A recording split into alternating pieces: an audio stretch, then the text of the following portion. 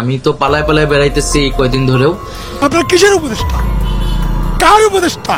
যে একটা চুইংগাম যখন বেশিক্ষণ চাবানো হয় সেটা মিষ্টিটা ছেড়ে সেটা হয়ে যায়। তারা আদতে আচারে ব্যবহারে ভদ্র হইতে পারে। বর্তমান বাংলাদেশের অন্তর্বর্তীকালীন সরকারকে নিয়ে যেন সমালোচনা শেষই হচ্ছে না। যে যেভাবে পাচ্ছে, যে যেই রকম ভাবে পাচ্ছে এই অন্তর্বর্তীকালীন সরকারকে, মানে যেমন মন্তব্য যার করা উচিত না বা এমনও লোক আছে এমন কিছু কথা বলতেছে এই অন্তর্বর্তীকালীন সরকারকে নিয়ে, আপনারা শুনলে হয়তো অবাক হয়ে যাবেন। আজকের ভিডিওতে আমি আপনাদেরকে দেখাতে যাচ্ছি যে আসলে অন্তর্বর্তীকালীন সরকারটাকে নিয়ে মানুষ কি বলতেছে। আসলে কি অন্তর্বর্তীকালীন সরকারটা ভালোভাবে তাদের সময় পার করতে পারবে, নাকি খুব তাড়াতাড়ি একটা নির্বাচন দিয়ে তারা তাদের মতো গুটিয়ে নিবে? এই বিষয়টা কিন্তু বর্তমান সময়ে নেটিজেনদের মধ্যে অনেক চিন্তার একটা ব্যাপার হয়ে গেছে। কারণ বাংলাদেশটা বর্তমান যেই অবস্থায় আছে, যেই একটা খারাপ অবস্থায় আছে, এই দেশটাকে কিন্তু এইভাবে যদি নির্বাচনে দেওয়া যায় তাহলে নির্বাচনে একটা সরকার এসে কিন্তু আবারও দেশটাকে উলটপালট করে দেবে, এমন কিন্তু মন্তব্য আসতেছে সোশ্যাল মিডিয়াতে। কিন্তু দর্শক, অন্তর্বর্তীকালীন সরকার একটা শপথ গ্রহণ করেছিল যে এই বাংলাদেশটাকে সুন্দরভাবে একটা নির্বাচন দিয়ে একটা ভালো সরকারের হাতে তুলে দিয়ে তারা পদত্যাগ করবে। কিন্তু দর্শক, বর্তমান এমন কিছু কাজকর্ম হচ্ছে বাংলাদেশে, বা এমন কিছু কাজকর্ম বাংলাদেশের মধ্যে হচ্ছে, উপদেষ্টাদের পক্ষ থেকে এমন কিছু কথাবার্তা আসতেছে যে কথাগুলো শুনে বাংলাদেশের যারা জনসাধারণ আছে, বাংলাদেশের যারা নাগরিক আছে, তারা কিন্তু তাদের নিজস্ব মতামত প্রকাশ করতেছে এই অন্তর্বর্তীকালীন সরকারের কাজ বা অন্তর্বর্তীকালীন সরকার কি করতেছে জনগণের জন্য। এই সমস্ত জিনিস নিয়ে মানুষ কিন্তু প্রচুর কথা বলতেছে। তেমনই একটি ভিডিও আজকে আপনাদেরকে দেখাতে যাচ্ছি।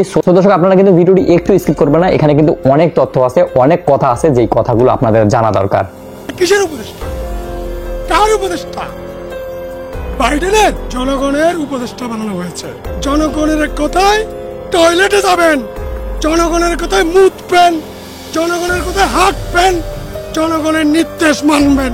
111-এর আর্মি সরকারের কলেজে হামলা ছেড়েছি আমরা।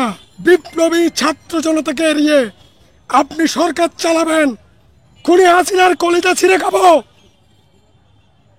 খেয়েছি না? 111-এর আর্মি সরকারের কলেজে হামলা ছেড়েছি আমরা। আমাদেরকে এড়িয়ে, বিপ্লবী ছাত্র জনতাকে এড়িয়ে আপনি সরকার চালাবেন।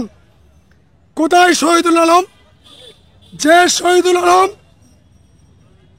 সড়ক আন্দোলনে গ্রেপ্তার হয়েছিলেন, নির্যাতিত হয়েছিলেন।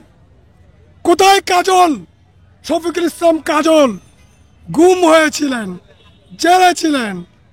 এরকম কতজনের নাম বলবো? অসংখ্য বিপ্লবীদেরকে আপনারা এড়িয়ে অনভিজ্ঞ এনজিও সমিতি দেশ চালাচ্ছেন না। প্রত্যেকটা সেক্টরে খারাপ অবস্থা। দ্রব্যমূল্যের দাম কমেছে, এবার কমেছে। দ্রব্যমূল্যের দাম কমেছে, কেন কমে নাই? কেন কমে নাই? এদেশ খুনি হাসিনার পদত্যাগের বা পালিয়ে যাওয়ার একটা মৌলিক কারণ ছিল দ্রব্যমূল্য ঊর্ধ্বগতি। দ্রব্যমূল্যের ঊর্ধ্বগতি থেমেছে? থামে নাই। কেন থামে নাই?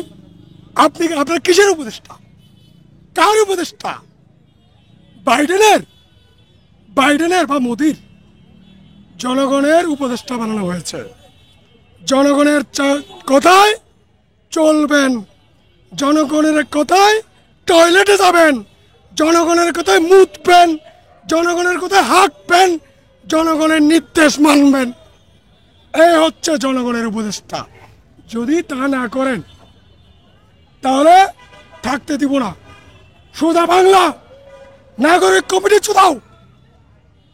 নাগরিক কমিটিতে আমরা আমাদের রক্ত দিয়া, জীবন দিয়া 15 বছরের নেতা কর্মীরা কোথায়? 15 বছরের নেতা কর্মীরা কোথায়? পল্টন থেকে শাহবাগ, পল্টন থেকে প্রেস ক্লাব, প্রেস ক্লাব থেকে শাহবাগ, শাহবাগ থেকে বিশ্ববিদ্যালয়।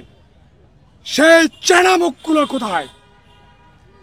চেনা মুখগুলো কোথায়? যারা রক্ত দিয়েছে, জেল কেটেছে। দর্শক, আপনারা শুনতে পারলেন যে তিনি কিন্তু বর্তমান সময়ের অন্তর্বর্তীকালীন সরকারকে নিয়ে প্রচুর কথা বলেছেন। এমন কিছু কথা বলেছেন যে কথাগুলো আসলে মানে মানার মতো না। তারপরেও কিন্তু তিনি একজন নাগরিক, তিনি তার মতো মতভেদ প্রকাশই করতে পারেন। কিন্তু দর্শক, এবার বৈষম্য বিরোধী ছাত্র আন্দোলনের সমন্বয়করা আসলে বর্তমান সময়ের অন্তর্বর্তীকালীন সরকারকে নিয়ে কি বলতেছে সেই বিষয়টা কিন্তু আমরা এখন শুনতে যাচ্ছি।